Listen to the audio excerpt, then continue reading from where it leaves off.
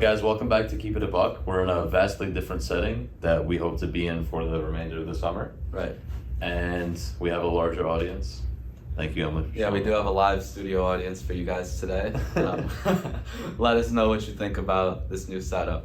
Yes. And everything is business as usual. Welcome to our roundtable, first roundtable here. First thing that we're going to bring you guys through the Titanic Crisis, housing market, some updates on things that we've mentioned before, mainly what's going on with Russia now. Things are kind of turning backwards on them, literally. But Dave, get us off with the Titanic. Right, so what do we know that's happened so far? So there's been a submersible, which is hired basically by a company to take tourists down to see the wreckage of the Titanic, but essentially it imploded and all of the passengers on board died, and now all that's left are a couple of the remains from the Titan, is what they called it. So what do you think about what's been going on?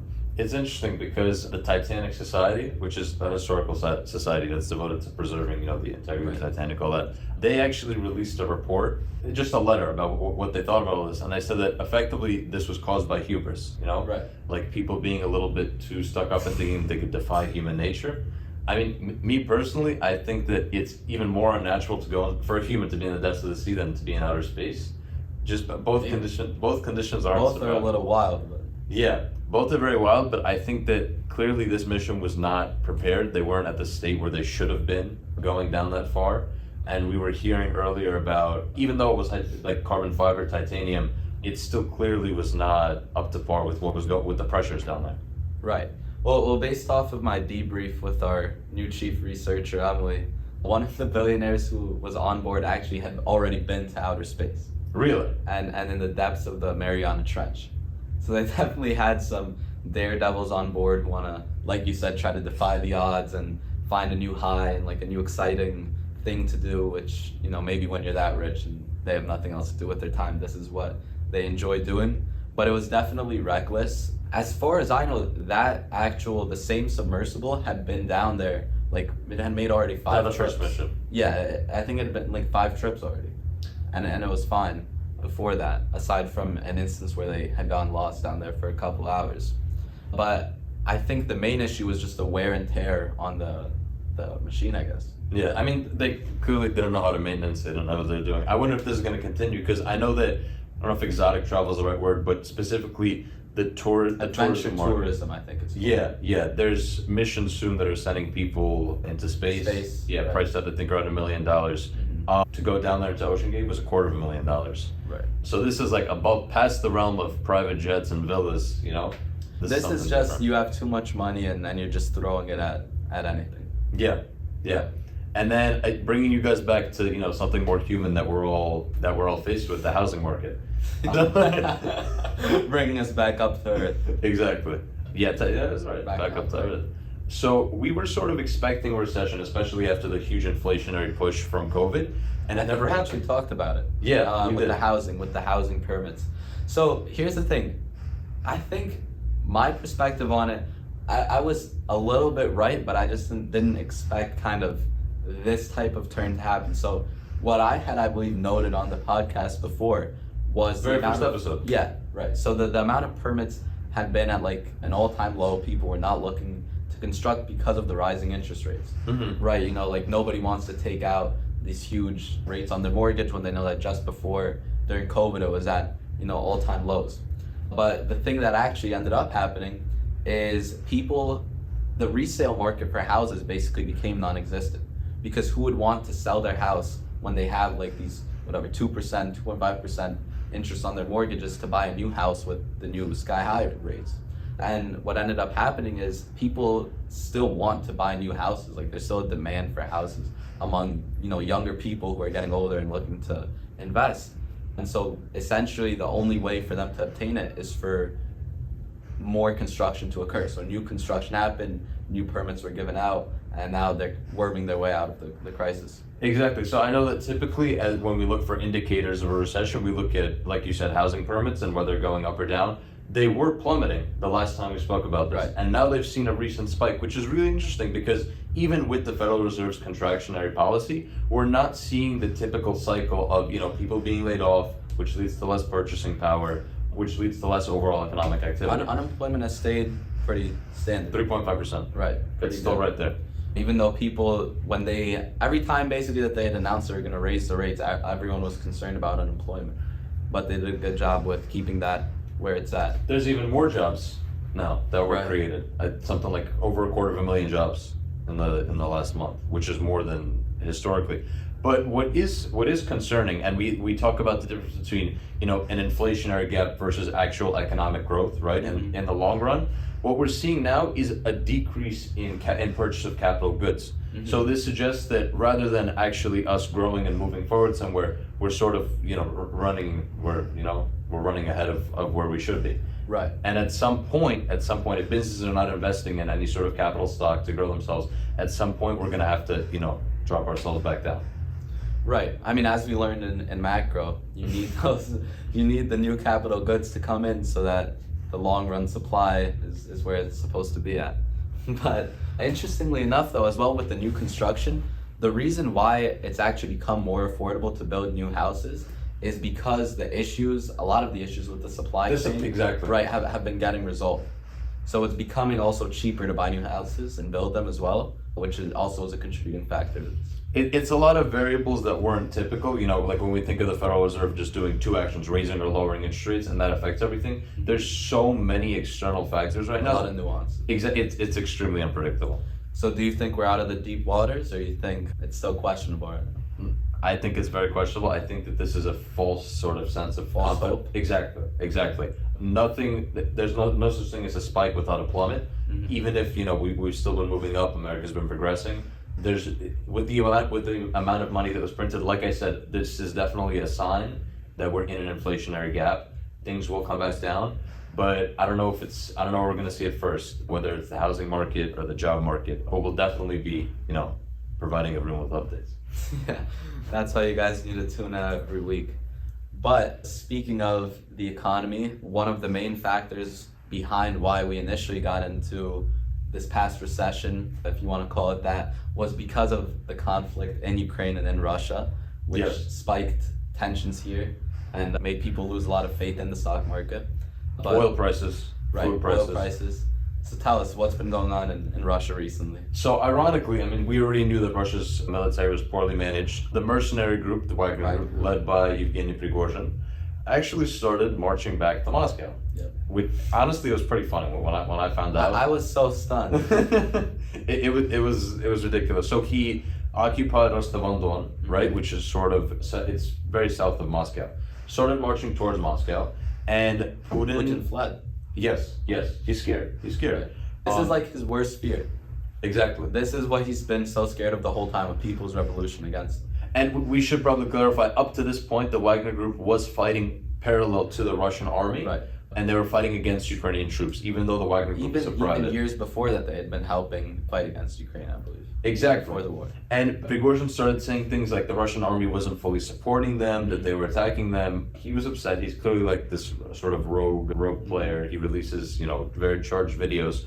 Started marching back to Russia. But what's interesting, and this happened this morning or yesterday, complete turn of events. He goes to Belarus and Putin drops the charges, right? Right. So the terms of agreement, I believe, were Putin drops all the charges against him, but he's exiled to Belarus.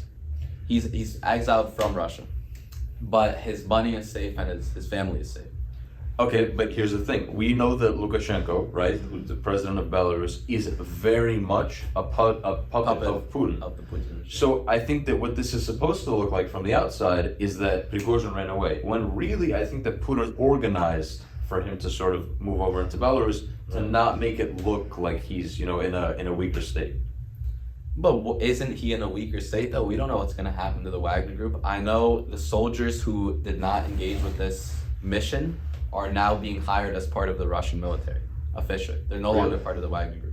I don't know what's going to happen to the people who were directly involved into, I guess, what do you want to call it, offensive into Moscow? Yeah, it is. And it's very ironic because I know that Ukraine announced when we were filming our last episode that they were a counteroffensive, and now Russia's own military groups had a counteroffensive going And I mean, Moscow. everybody has looked at these as Putin's private army, basically. It's private mercenaries. Yeah. And they're turning on him.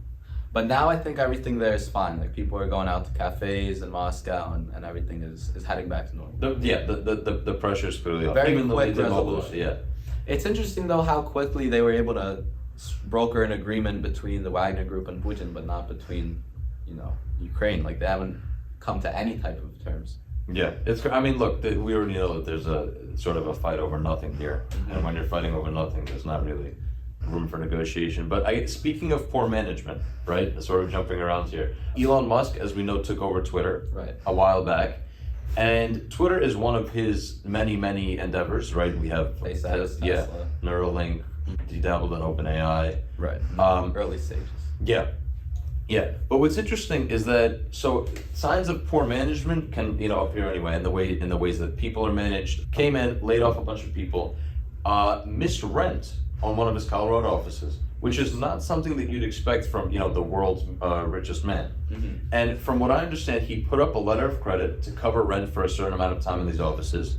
So in case he doesn't pay, they go to a letter of credit. Landlord went into a letter of credit. Elon did not replenish the letter as he was promised. Right. There's a couple of other things going on. There's back pay for janitors in a New York office that he still didn't pay. So what I'm wondering is, do you think that these are actual like quick issues, like little things that are going to get resolved, or is it a sign of very poor management on his part? I mean, clearly it is a sign of poor management to an extent. I don't think it's that big of a deal. I'm pretty sure he's not even the CEO of Twitter anymore. I think he handed that off. He stepped down? Yeah, I think he handed that off to someone else. I don't remember her name. Maybe we can throw it up. But I don't know to what extent he's involved in like this level of issues. Like I don't think he's personally making the payments for the rent in Colorado or the back pay for the janitors. But I mean, it's interesting. It's something to look out for, I guess. Yeah, I mean, look, he's flying all around the world. He was with Bernard Arnault. That was interesting, right? That's a powerful duo. 100%. That's the two richest men in the world right now. But what's interesting to me is when people talk about that interaction, they're like, "Oh, what do you think they're planning? Are they planning a Tesla with their men's leather in it and Right. stuff like that?" I don't think that's what it was. I think it was just two immensely powerful men who clearly have some sort of talent coming together to talk about their separate realms. It doesn't have to be an intersection of business, Right. I mean, obviously, we will never know probably the exact extent of what they were talking about. We don't know if it was just casual or if it was about something with business. I mean, it's regardless of whether or not they'll have a collaboration, it's good to have that kind of friend in your corner on both of their sides if they ever want to do something in the future. 100%. Well, Dave, look, at 1,000 subscribers, I'll get you an Hermes bag. I appreciate it. I'll get you a Birkin. But yeah, speaking of Musk, actually, did you see what's been going on with him and Zuckerberg? The little skirmish? Yeah, they're planning one out. So apparently, Musk basically called out Zuckerberg on Twitter. Zuckerberg responded on Instagram. They're planning some kind of MMA bout, the two of them. Zuckerberg's actually competed in a jiu-jitsu tournament recently. Mm-hmm. But I think they're both finding coaches. I think it's Seriously? Yeah, like this is a legitimate thing that they both want to happen. Dana White, who's the CEO of the UFC, he's apparently talked to both guys. They're deadly serious about it, both of them. So I think the coaches are Charles Oliveira is one of them, and the other is Georges St. Pierre, as far as I know. So it should be interesting. I guess let's put in some early predictions. My money's on Musk. I'm on Zuckerberg 100%. Undoubtedly. I mean, first of all, Musk is, I think, a bigger guy. He's bigger, sure. And He's older too. He is older, but he's one of those, like quiet but advanced types. And I don't think, well, first of all, they both have their egos behind them, and this is going to be a huge, pay-per-view kind of And thing. they're both definitely very driven. Yes. Where's the fight? Do you know where they're fighting? I don't know where they're fighting, but I know all of the profits are gonna go to charity. Okay. That's nice. And when is it? Oh. I don't think this is very preliminary stuff. They don't have the specific details out yet, as far as I know. Let's see.